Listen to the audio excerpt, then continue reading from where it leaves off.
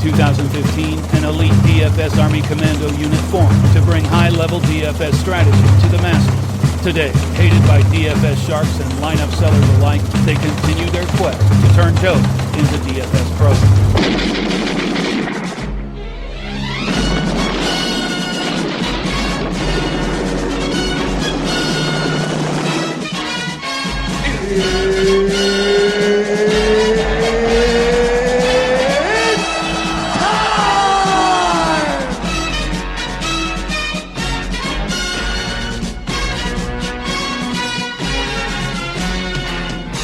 Good morning, Army, and welcome to the Taco Tuesday PGA DFS podcast presented to you by DFSArmy.com.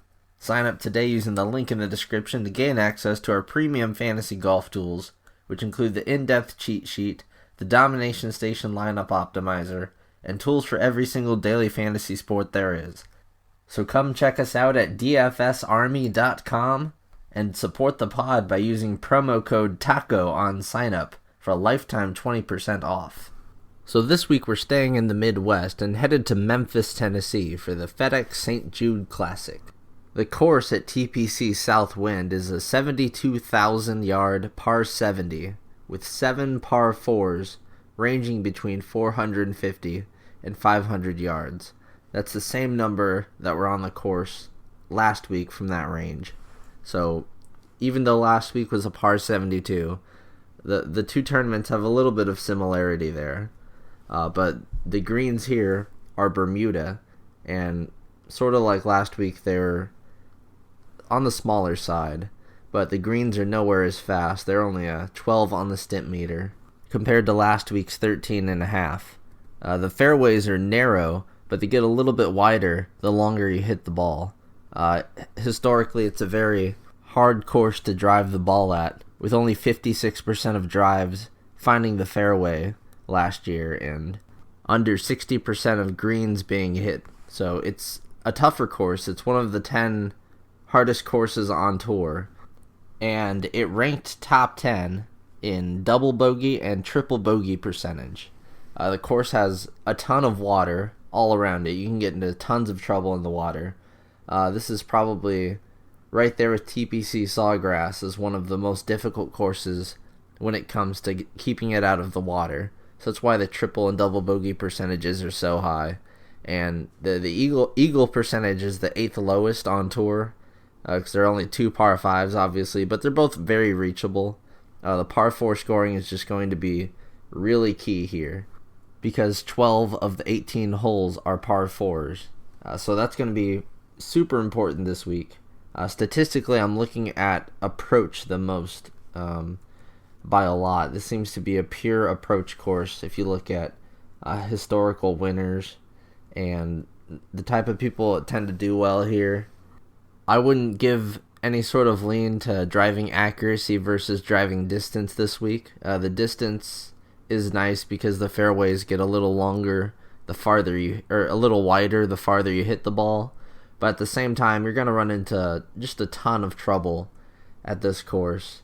And most of the time when you get in trouble in the water, it's because of your approach game. And if this is going to be similar to Sawgrass, you're going to need to be hitting your irons on point. So that's what I care about the most. I'll be weighting it the most.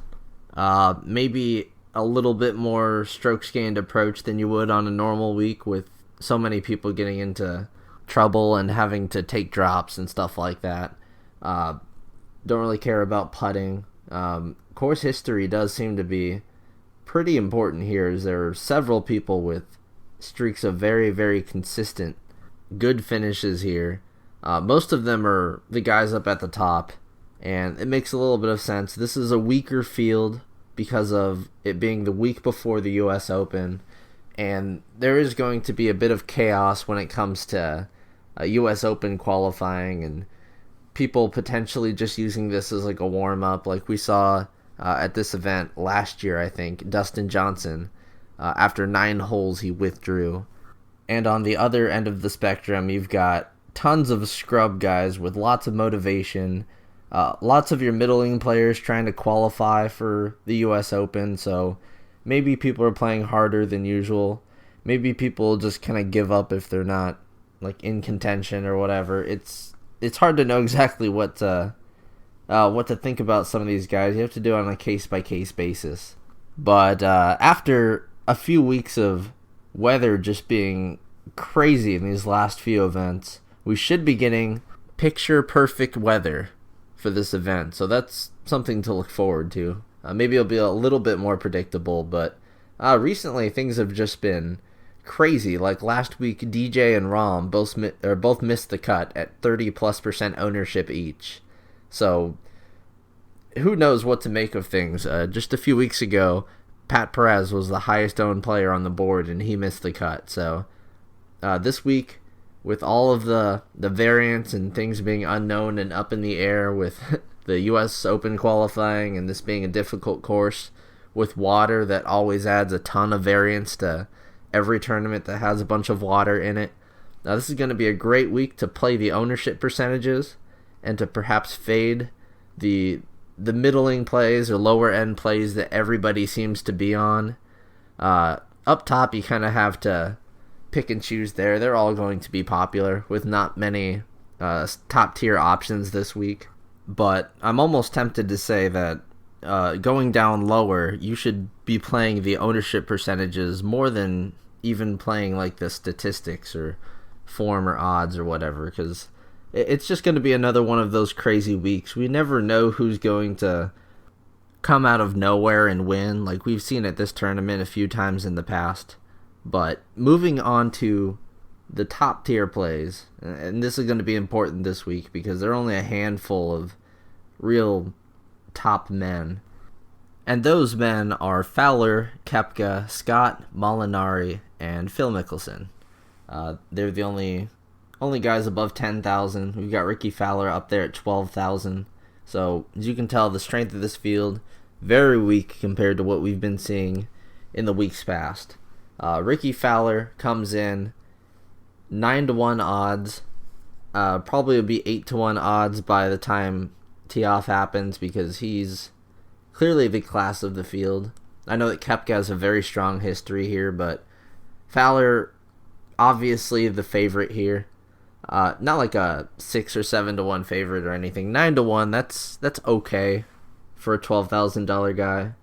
Better than like 11 to 12 to ones that we've seen in the past at 12,000. But he leads the field in both adjusted stroke average and efficiency scoring projections on the cheat sheet, and by considerable margins too.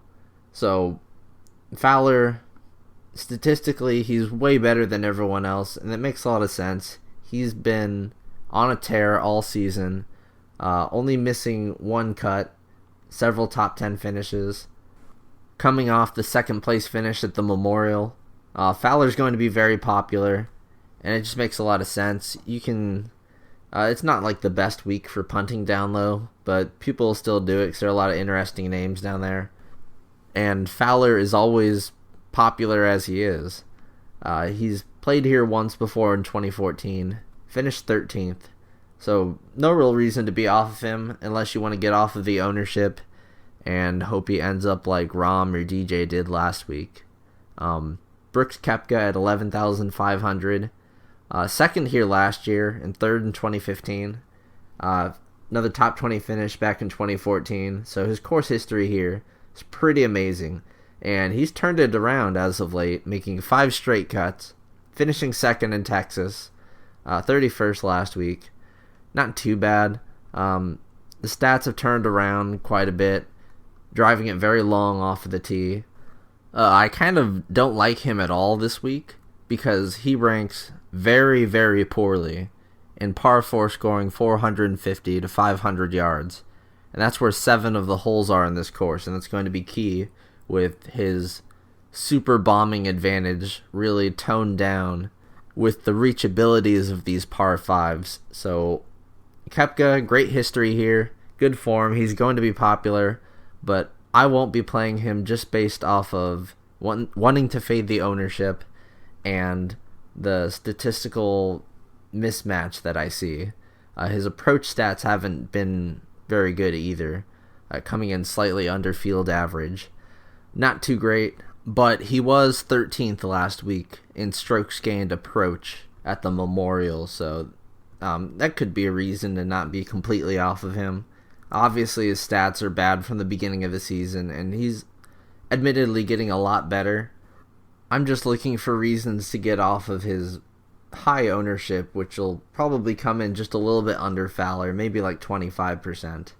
Adam Scott is 11,000. I don't think he'll be very popular, and his approach game is like in the toilet compared to years past right now, so it's kind of concerning, but his form has been fine. Just 11,000 in this field. Koepka and Fowler obviously look like more appealing options, but he could be a nice play to go somewhat heavy on. He'll almost certainly make the cut, and he can be a nice low-owned top 10 guy. I don't see him winning exactly, but a top 10 or top 5, not completely out of the picture for Scott. He's just going to be lower owned because every play above and below him is just better. So he would just be a contrarian option or pivot off of Koepka. Or the next guy I will talk about, Francesco Molinari, who I imagine is going to be very popular. Very, very popular. At 10,500, he's getting way more expensive than ever. But he's going to be like ultra chalk of all chalk on FanDuel, where he's only 8,700. And that's nuts because he's been one of the best in the entire PGA Tour this year at strokes gained approach. His form is ridiculous.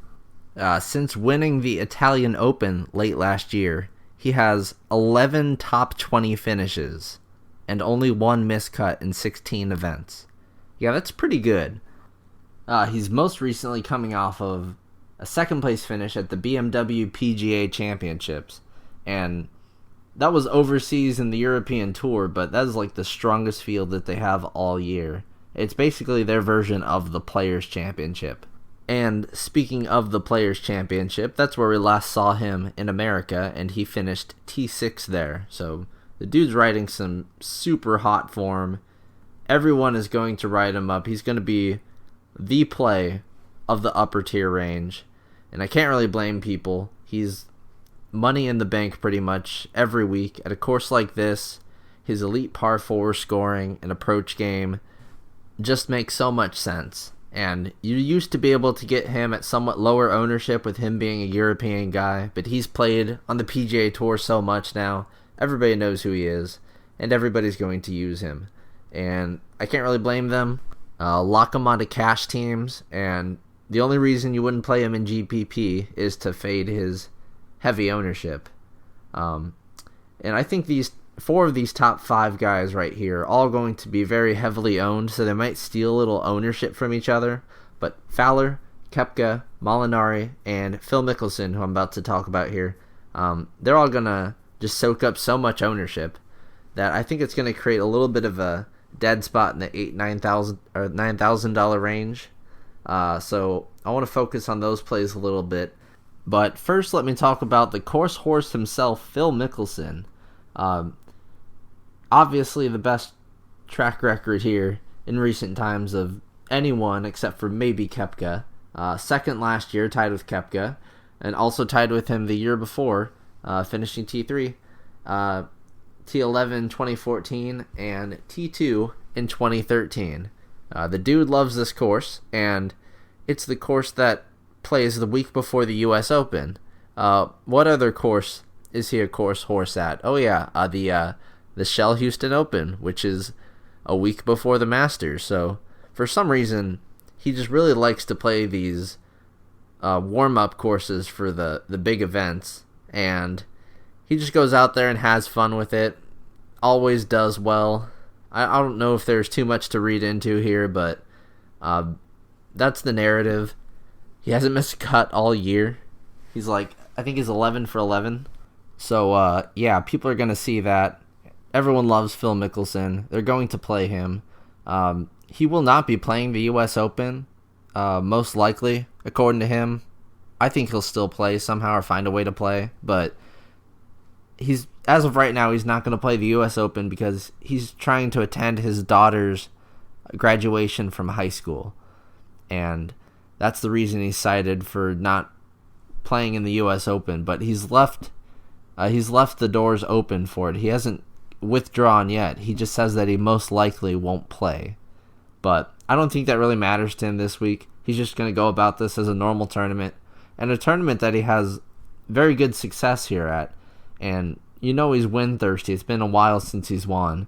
So Phil Mickelson going to be, if Molinari is not the most popular guy in this range, it's going to be Phil Mickelson. I know it seems kind of weird because we've been getting him for like crazy low prices recently for like no reason, but at an event like this, just over $10,000, that's a perfectly fine price to pay for Phil, who hasn't let anyone down all year. He's been like the elite cash play, because even though he gets in trouble all the time, so does everyone else on this course, and who's the best at getting out of trouble? It's Phil Mickelson.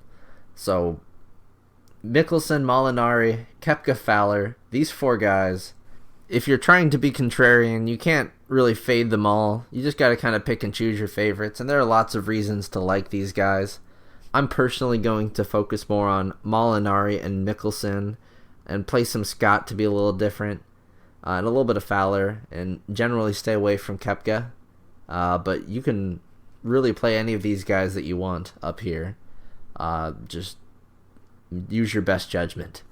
Down to Russell Henley, 9,800. I kind of like him a bit too, even though his his perfect form for the year came to a crashing halt when we last saw him at the Byron Nelson. That was a few weeks ago. He's still really good here. Finished 7th last year. In a field like this, I don't see much wrong with using him, but he's not going to be popular with guys like Mickelson and Molinari sucking all the ownership out of this little range, so someone to consider.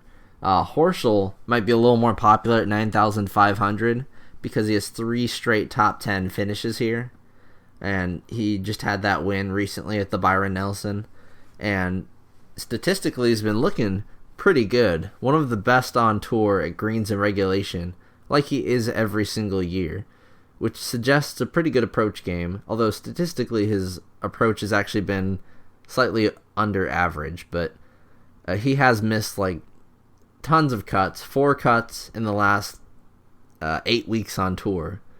But at this field, anyone can win, and he's not going to be super popular. But if you're going to go with someone from this range, the $9,000 range, you got to go with the defending champ, Daniel Berger, 9,300. He's only played the course once and won.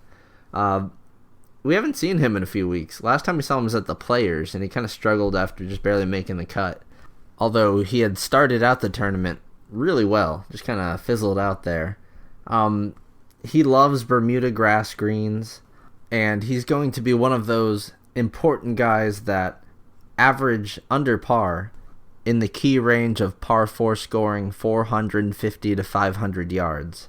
So I think he's going to go a little under-owned compared to what he ought to be, just with everybody wanting to spend up on those $10,000+ guys.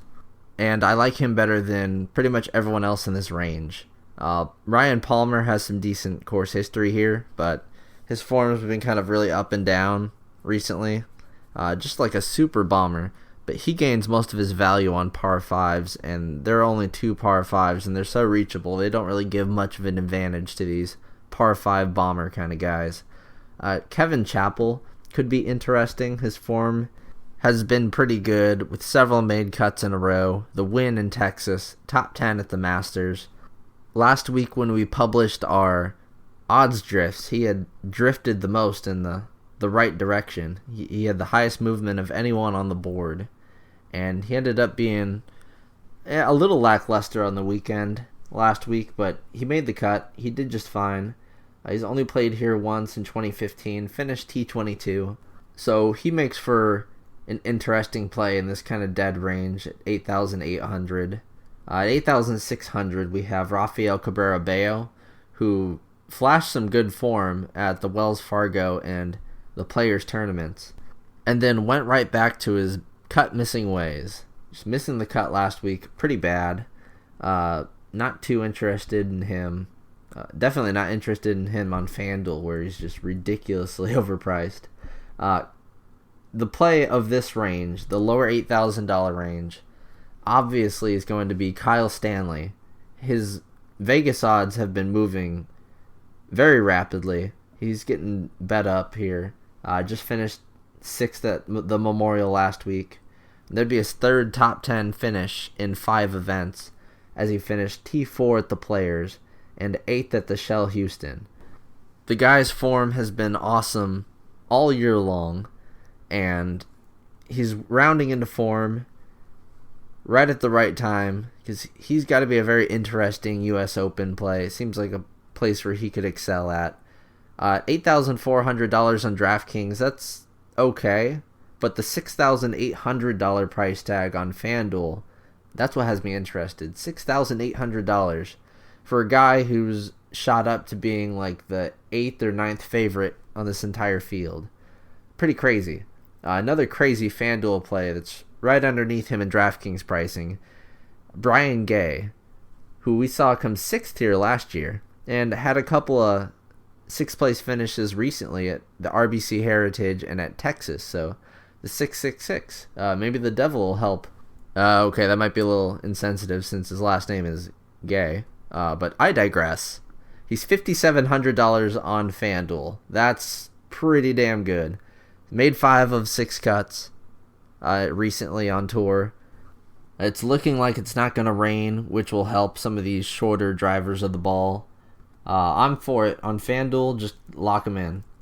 He's way too cheap. Sung Yul No has some interesting course history here. 3 top 7 finishes in 4 events, but he did miss the cut in 2013. He's $6,400 on FanDuel. Another interesting play there with their new setup. There aren't as many like super low scrubs that you can punt this week. The pricing's tightened up a little bit, so you got to really abuse guys like Gay or Stanley. So Sung Yul No, this guy's been all over the place recently. He's withdrawn, he's missed the cut, he's made the cut and then MDF'd, and he's also had some really good finishes recently. 5th at the Wells Fargo, T22 at the Players. So he's been all over the place. This is like the definition of a GPP play. I like his really good scrambling, but that's pretty much the best part of his game. He has no driving accuracy whatsoever. Just kind of all over the place. Statistically wouldn't pop out too much in this range, but the course history and just his volatility has me a little interested. Stuart Sink at 8,000. He's a top 30 machine on tour this year. He just qualified to get into the U.S. Open with these qualifier tournaments that they're doing over the last few days. So I don't know if he'll play. A lot of guys have withdrawn so far. Should probably actually mention that. Kelly Craft, Steve Stricker, Jamie Lovemark, and Keegan Bradley have all withdrawn. So that's an interesting thing to note this week, is that the guys that have qualified for the U.S. Open, they might not be too into it this week, or they might really not give a crap. But if you forget about that and just look at Sink as a play, the dude's been cash money all year long. Not even just making the cut, but putting all sorts of top 30 finishes together. You gotta like Sink a little bit. And then another crazy mispricing here, Charles Schwartzel at 7,900. He's going to be popular just based on odds alone. He's basically the most mispriced guy. If you just look at the odds, he's 30 to 1, surrounded by guys who are like 60, 70 to 1, 80 to 1, 90 to 1, 100 to 1. So he sticks out like a sore thumb. He's had that issue with his wrist recently, but he made the cut last week at the Memorial, so I think he's fine. You can play him, and I don't know if he'll be super, super popular, but he'll be pretty popular. I guess like 20% or so. But he's a strong play just because he's so underpriced. He's such a good player at such a bad field. A bit further down into the $7,000 range, right at the mid $7,000 range, you have a few interesting options with Summer Hayes, who looked like he could have won the tournament last week, but choked pretty hard on Sunday. Smiley Kaufman, who had been putting up some good finishes recently until the missed cut at the Memorial. Ian Poulter, who has been really good all season long, consistently making cuts. Very mispriced here, 7,600. He's going to be a really important play. And the two things he excels at the most are approach and scrambling. That's like the epitome of his game this year. So, and this is a course where those are the most important factors. So I like Poulter a lot. And Graham McDowell at 7,500. He's kind of another mispriced guy. The dude's been a cut-making machine all year. Just a well-rounded game. Very good putting. Like McDowell. Matt Jones has a few good finishes in a row here. Third in 2015 and T26 last year.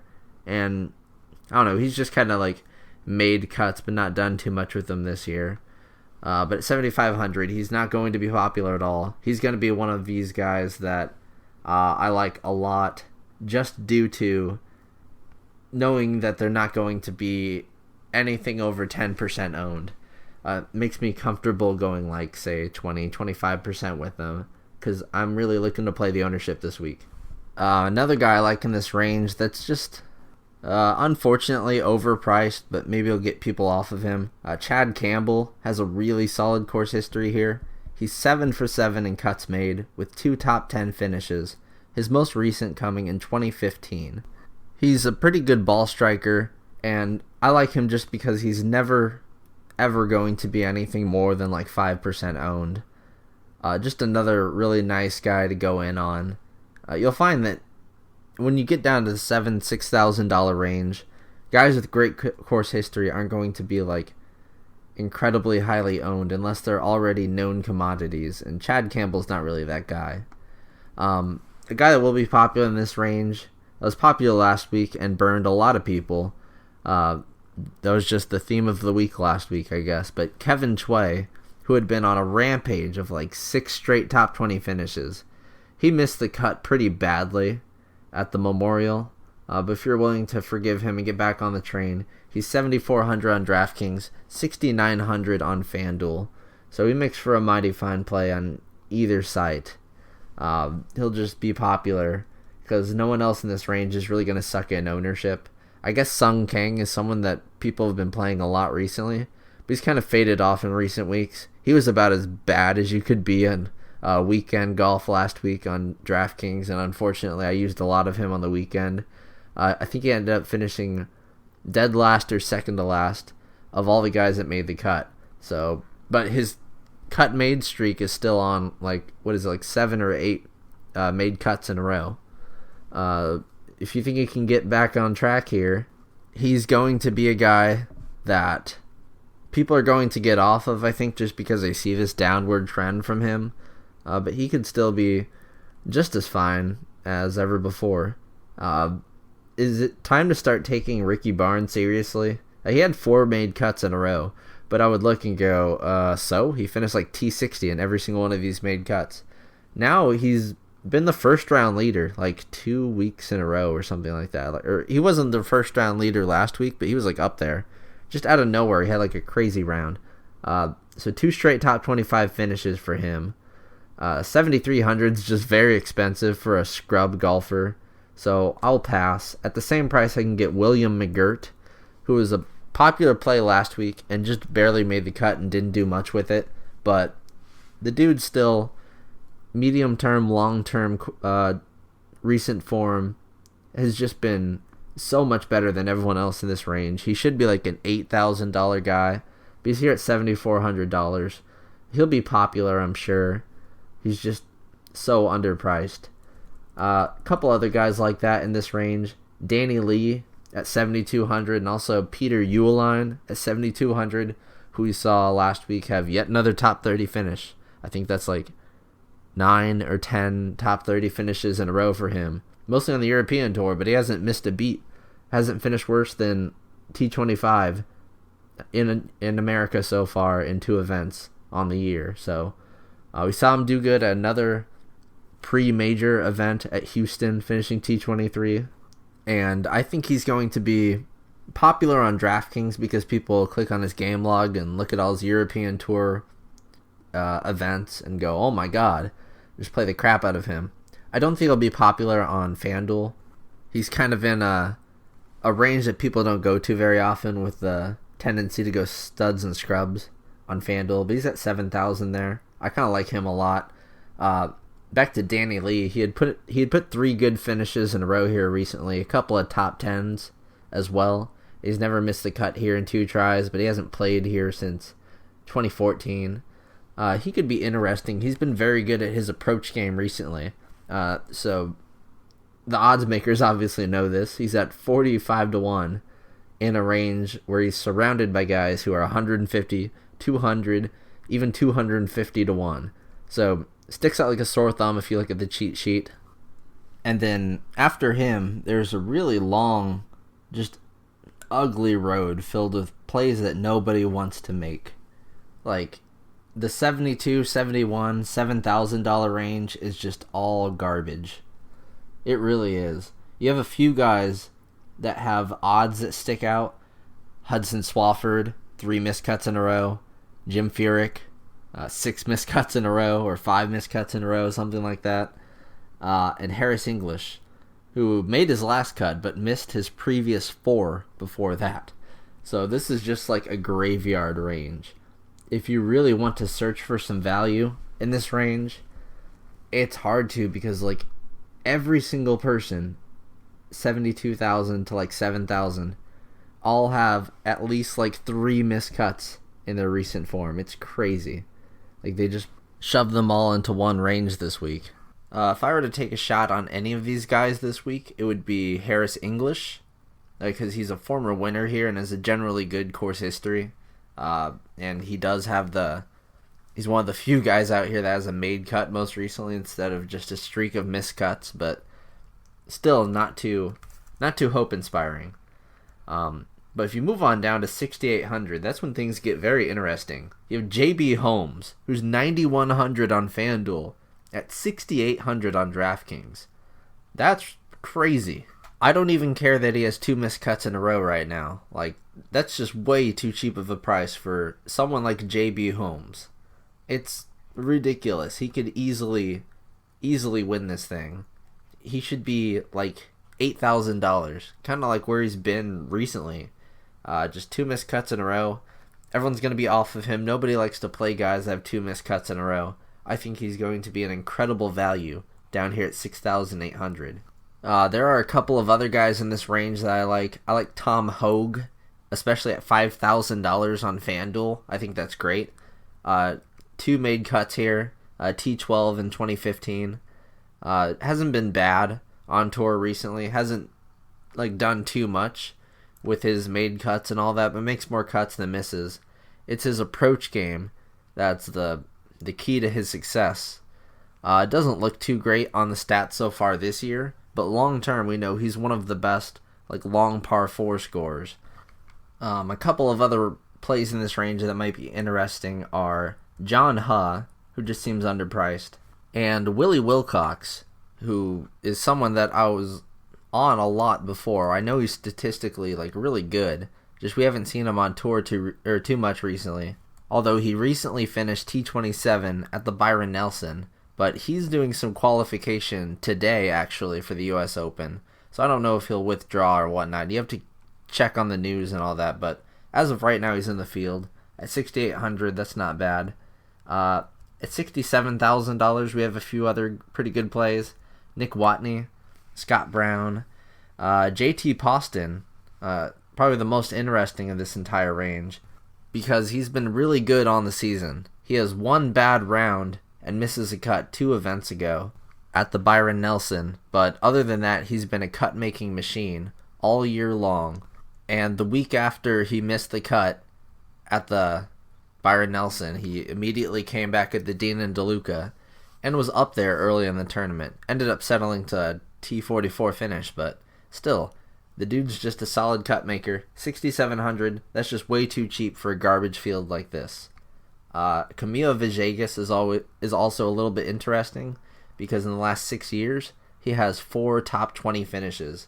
T3 in 2011, T8 in 2010. Last year he finished T58, and honestly his game's fallen off a lot, but if there's one thing that he can do better than almost anyone in the entire field, strokes gained approach. Everything else in his game is pretty much garbage outside of his putting, but it's a strokes gained approach, which is just way better than almost anyone in this entire field. That has me thinking about him a little bit here. Oh, how the mighty have fallen, because I remember this guy in the upper 9,000s at one point, but at 6,600 on DraftKings, we have Luke List, who is just fallen off of the face of the earth after being a top 15 machine very early in the season. He has missed 5 of 6 cuts and is down at 6,600. If you believe in him, he's just so ridiculously cheap. They're baiting you here, but his form is just so bad.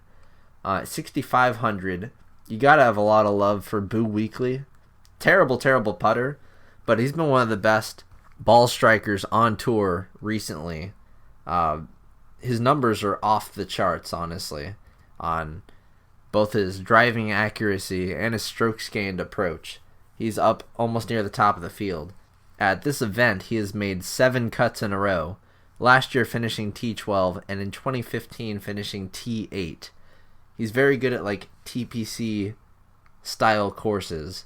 His approach game is just nasty, and the only issue I see with him is atrociously bad putting and really bad strokes gained around the green and scrambling.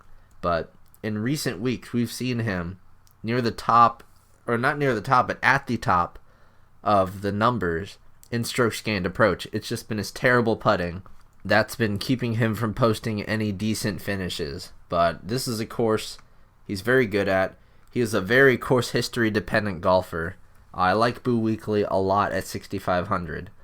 And this is also the one event a year where you get to play Ben Crane. Ben Crane is awesome here. He makes the cut every single year. And back in 2014, he won at this event. Also has some top 20s to his credit as well. So don't sleep on Ben Crane. He's been making cuts, not really doing much with them, but making cuts on tour. Super short, but fortunately for him, it won't rain. I like using him at 6,500, pretty much in the same boat as Boo Weekley. They're basically the same play. Fabian Gomez is also at 6,500, and he's a multiple-time winner on tour. He's usually always in really bad form, but he just kind of strikes out of nowhere, and he did that here in 2015. Not his only win on tour over the last couple of years, so lightning strikes every now and again with him. Just worth the lightest of sprinkles and kind of interesting at 5,300 on FanDuel.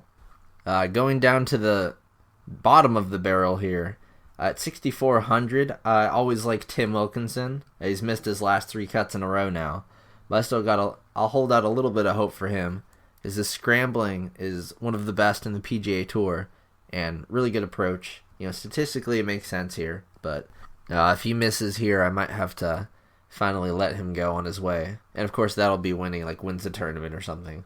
But slim pickings down here. You see the return of S.J. Park, or Sungjoon Park. I think we saw him on the European tour recently, actually doing really well, just kind of out of nowhere. Not an actually interesting play, just interesting to see him in the field again. He's such an old guy. Carl Peterson has good course history here, but his form is so bad that no thank you. Really nothing at the bottom of the barrel this week on DraftKings. They did a reasonable job pricing the very, very bottom. At 6,400, I forgot to mention my favorite play of the whole bottom of the barrel, and that is Ches Reavie at 6,400. Most recently finishing T12 here in 2015. Another top 30 finish back in 2013. Has made 4 of 5 cuts. Just been okay this season. But we've seen him do really well before. Long term, you think about him as a cuts-made machine and very good at approach. That's what he does best. Par 4 scoring, the works. So at 6,400, he's interesting. And one more play that I really ought to mention here. At 6,600, you've got Braden Thornberry. There are no stats or anything on him because he is freshly off of an NCAA championship. He's $4,600 on FanDuel. That's where I think he's the most interesting, but we have to be realistic about it. Granted, he won 5 times in college playing for Ole Miss en route to a hefty victory at the NCAA championships. Like, I think he won by like 6 or 7 strokes. The dude's a beast. He's been very hyped up. Kind of reminds you of like it's hard to say exactly. Maybe like a Bryson DeChambeau. We've seen with these NCAA champions, it's really hit or miss. Let me just read you off the last like 10 NCAA championship winners, and you can kind of get a sense at how good they really are. You've got Thornberry, obviously. Last year's Aaron Wise, who hasn't really done much on tour yet. Bryson DeChambeau, who is very popular but has been just awful this year. Cameron Wilson, who never really made it on tour. Max Homa, who you'll see at like 6,500 every week, missing the cut. The exception to this being Thomas Pieters, winning it back in 2012. Obviously, he's really good. He's a great player. But he may be a bit of a European exception. John Peterson won in 2011. He's in this field, and he's okay, but he's no world beater. And Scott Langley in 2010. So, just because they're NCAA champions doesn't mean they're going to be great. But I'm just saying, sprinkle a little bit on Thornberry, just in case he's like a world beater or something, like he's the next Tiger Woods. Just a little bit, like on FanDuel, 4,600. That's not a bad punt, but don't go too crazy on the narrative. Just understand that he'll get some coverage for sure. And you'll be like, I should have picked this guy, but really just the lightest sprinkle, just in case. That's how you approach this week with Braden Thornberry. Great name, by the way, Braden Thornberry. I wonder if his dad's name is Nigel. Okay, I'm not very funny. But yeah, that'll do it for this week. Kind of a shorter pod. I've been kind of busy as of late. Coming at you a little bit later than usual, but still on a Tuesday. It's Taco Tuesday. Love my Taco Tuesday. Best of luck to you guys this week at the St. Jude Classic. And FanDuel has pricing out for the U.S. Open. Waiting on DraftKings here, but once that's out, I will get an early podcast out. Maybe separate podcast for FanDuel and DraftKings. But we'll definitely have some nice extra content for the U.S. Open. Just waiting on salaries to drop there on DraftKings. See you guys next week at Aaron Hills, that crappy Fox coverage. And hopefully you'll win money this week to save up for it. I know you guys will, so best of luck to you guys, and see you next week. Thank you for listening to the DFS Army podcast. Join the DFS Army today and gain access to our private Slack chat, where you can chat with real DFS pros and coaches, as well as other DFS Army members with winning track records. Also included in your membership is access to our premium articles, DFS Army weighted projections for every sport we offer, from NFL to MMA, weekly player picks and cheat sheets, the strategy vault of timeless concepts, and the DFS Army Domination Station, a truly state-of-the-art lineup optimizer, offering your personal projections or ours. The DFS Army membership is the best value across the industry. Join today and get 2 free ebooks, as well as the secrets to unlocking a new level to your game.